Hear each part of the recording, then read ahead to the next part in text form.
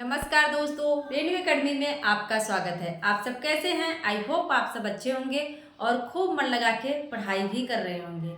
दोस्तों, जो भी लगातार मेहनत करता है उसको सफलता जरूर मिलती है। मैं हमेशा कहती हूँ, जो भी लगा है पूरा ईमानदारी के साथ पढ़ता है, इधर उधर टाइम वेस्ट नहीं करता है, उसको एक न एक दिन सफलता जरूर मिलती है। तो आप सब लगे रहिए, सफलता निश्चित मिलेगी। और हाँ, आज हम कहानी पढ़ेंगे। निबंध दोस्तों हमने जो बड़े बड़े थे उनको याद कर लिया, उनको बता दिया है। कुछ छोटे छोटे हैं जिसको आप पढ़ सकते हैं, एक दो निबंध हैं। वैसे कहानियों में भी है। शुरुआती दौर में आप देखेंगे कि जैसे कि इंदुमती कहानी है जिसको रामचंद्र शुक्ल ने प्रथम कहानी माना हुआ है, और पढ़ैनी पढ़ै है जिसको बच्चन सिंह ने प्रथम माना है। तो एक टोकरी भर मिट्टी है माधवराव सप्रे की, जिसको देवी प्रसाद ने प्रथम माना है। तो ये सारी चीजें कहीं ना कहीं आप लोगों को याद रहती है। दिक्कत होती है कि इतनी सारी कहानियां हैं, इसको याद कैसे किया जाए। तो हम क्या करेंगे, इन्हीं कहानियों को आज एकदम आसान तरीके से याद करेंगे। प्रेमचंद युग। प्रेमचंद के पहले भी बहुत सारी कहानियां हैं, लेकिन ज़्यादा कहानियां नहीं हैं। बस किसी की एक है तो दो है, ऐसे ही हैं, तो आप उसको तैयार कर सकते हैं। आज हम प्रेमचंद युग में प्रेमचंद की कहानियों को याद करेंगे और एकदम आसान तरीके से, देखिएगा भी। और अगर चैनल पर नए हैं तो चैनल को सब्सक्राइब कर लीजिएगा, शेयर कर दीजिएगा, लाइक कर दीजिएगा। आइए देखते हैं प्रेमचंद युग। और आप सब जानते हैं, कहानी का अगर विकास पूछे कि कब हुआ था, तो कहानी का विकास जो है वो द्विवेदी युग से माना जाता है। जब सरस्वती पत्रिका आती है, महादेव प्रसाद द्विवेदी की सरस्वती पत्रिका, वहीं से कहानी का विकास प्रारंभ होता है। तो आप लोगों को एग्जाम में पूछ सकता है कि कहानी का विकास कब से शुरू हुआ, तो द्विवेदी युग से शुरू हुआ, सरस्वती पत्रिका में जब कहानियां छपने लगी। प्रेमचंद का है। प्रेमचंद आप जानते हैं, पहले ये नवाब राय से लिखते हैं। किस नाम से? ये पहले नवाब राय नाम से लिखते हैं। और इनका जो प्रेमचंद नाम है तो दया नारायण निगम ने दिया था, जो जमाना पत्रिका के संपादक थे। ये सारी चीजें आप जानते हैं। और इनका धनपत नाम भी है, धनपत राय। क्या है? इनका नाम धनपत राय भी था। तो ये चीज आप जानते रहिए, एग्जाम में पूछ सकता है। और इनकी जो प्रथम कहानी है वो इसके दुनिया या हुब्बे वतन। क्या है? इसके दुनिया, इसके दुनिया याद रखिएगा, ये कहानी है इसके दुनिया व हुब्बे वतन। क्योंकि ये संस्कृत में उर्दू में थी, इसलिए इसका नाम थोड़ा सा आप लोगों को उर्दू शब्दावली दिख रही हुई। लेकिन कहानी संग्रह अगर पूछे कि प्रथम कहानी संग्रह कौन सा है, तो सोजे वतन। कौन सा है? सोजे वतन है। सोजे वतन। ये दोनों जो कहानियां हैं, मतलब ये जो कहानी संग्रह है और जो ये कहानी है, ये दोनों जमाना पत्रिका में संपादित होती है। किसमें? जमाना पत्रिका में संपादित होती है। और ये कहाँ से निकलती थी अगर पूछे, तो कानपुर से। कहाँ से निकलती थी? ये कानपुर से निकलती थी। और सोजे वतन का क्या हुआ था, जानते ही होंगे कि जो ब्रिटिश गवर्नमेंट थी, सरकार थी, वो इस पर सेडिशन का आरोप लगाकर उसने क्या कर लिया था, इसको जब्त कर लिया था। इसमें जो भी कहानियां थी सोजे वतन में, वो सारी कहानियों को इसने जब्त कर लिया। और इसके बाद देखिए, इनकी लगभग 300, कितनी हैं? 300 कहानियां मानी जाती हैं। कितनी? 300 कहानियां मानी जाती है, जो कि मानसरोवर में संकलित है। मानसरोवर कई भागों में है, तो मानसरोवर में जो है इनकी सारी कहानियां संकलित की गई हैं, संग्रहित हैं। ये तो हुई मोटी मोटी बातें।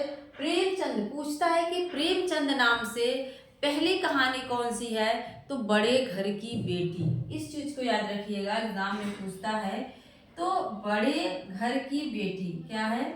बड़े घर की बेटी जो है ये प्रेमचंद नाम से है, प्रेमचंद नाम से लिखते हैं। लेकिन जो कौन सी है? सौत है। इनकी एक कहानी सौत है जो 1915 में आती है। वो जो है किस नाम से आती है? वो किस नाम से कहें कि भाषा, वो देवनागरी में आती है। ये उर्दू में थी, प्रेमचंद नाम से, बड़े घर की बेटी। लेकिन अगर पूछे कि देवनागरी लिपि में हिंदी भाषा में पहली कहानी कौन सी है, तो सौत है। कुछ आलोचक जो है पंच परमेश्वर को भी पहली कहानी मानते हैं। इस तरह की चीजें आप जानते रहिए। अब हम क्या करेंगे, इनकी सारी कहानियों को एकदम आसान तरीके से याद करते हैं।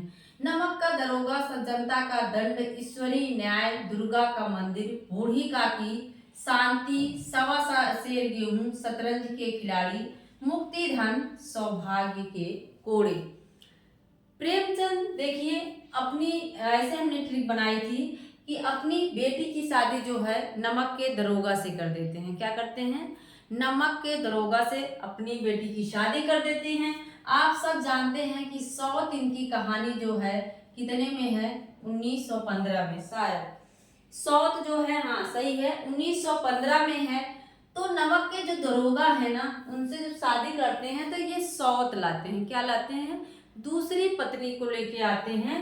तब फिर वो जाती है सज्जनता का दंड, कहती है कि मुझे इनको जो है दंड दिया जाए। उनकी पहली पत्नी वो कहती है कि इनको दंड दिया जाए, और कहाँ जाती है, ईश्वरीय न्याय, ईश्वर के पास जाती है मंदिर में। दुर्गा का मंदिर है, ईश्वर कहाँ है, दुर्गा के मंदिर में। वहां जाती है, कहती है कि इनको दंड दिया जाए। वहां इनको एक बूढ़ी काकी मिलती है।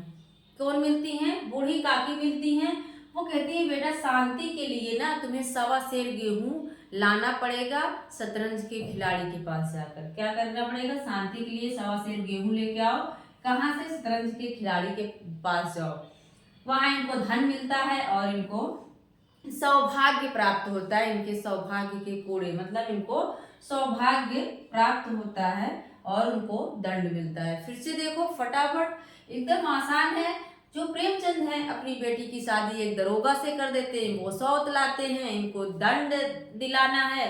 और वो कहाँ जाती हैं, ईश्वरीय न्यायेश्वर के पास जाती हैं, दुर्गा के मंदिर में। मंदिर में जाएंगी तो इनको बूढ़ी काकी मिलती हैं।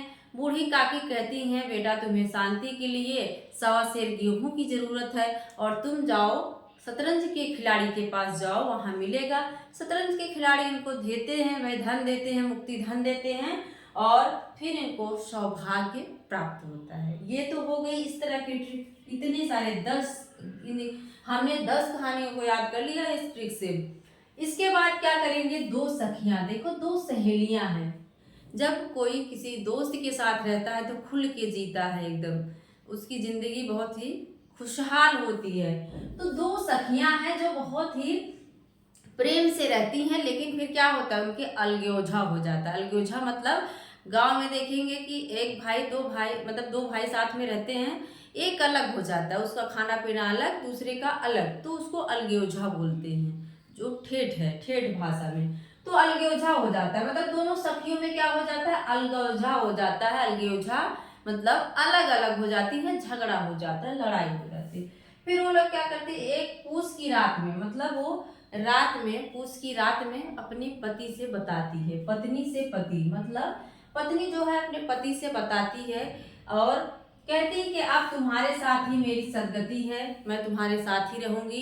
दोनों बैलों को मतलब खिलाऊंगी पिलाऊंगी। दोनों बैलों की कथा, दो बैलों की कथा, दोनों बैलों के मतलब चारा वारा डालूंगी, और उसी के साथ मेरा होली का उपहार होगा, और ठाकुर के कुएं पे पानी भी भरने जाऊंगी। क्यों, क्योंकि वो सहेली के साथ अपने हमेशा घूमती थी, तो कह रही है अब तुम्हारे साथ मेरी सदगति होगी, और अपने बैलों के साथ मैं रहूंगी, और होली भी उन्हीं के साथ खेलूंगी, ठाकुर के कुएं पे पानी भी भरने जाऊंगी।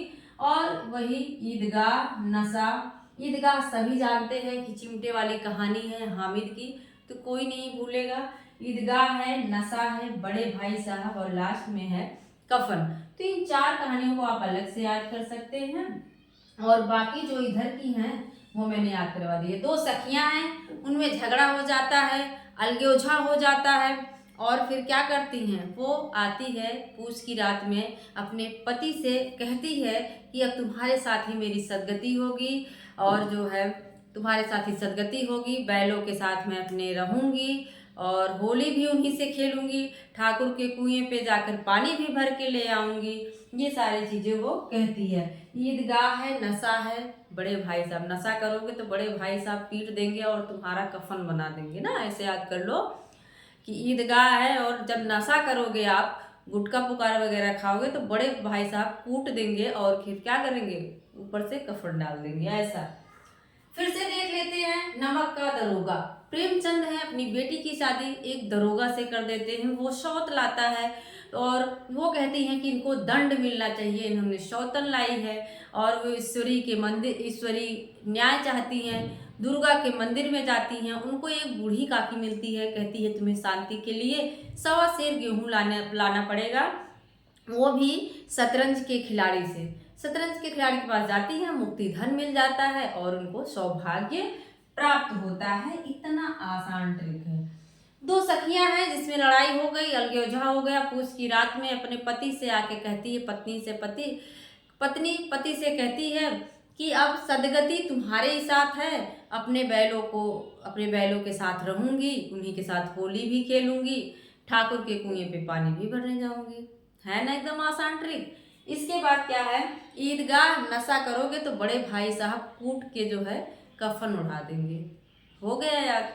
तो मुझे लगता है दोस्तों कि आप लोगों को प्रेमचंद की कहानियाँ याद हो गई होंगी। और मुझे कोई कमेंट भी आया था कि मैम प्रेमचंद युग और प्रेमचंदोत्तर युग की कहानियों को याद करवा दीजिए। तो हम अब कहानियों को याद करेंगे, ठीक है। और मेरा पूरा वीडियो देखने के लिए आप लोगों का बहुत बहुत धन्यवाद। मिलते हैं अगले वीडियो में। Thank you.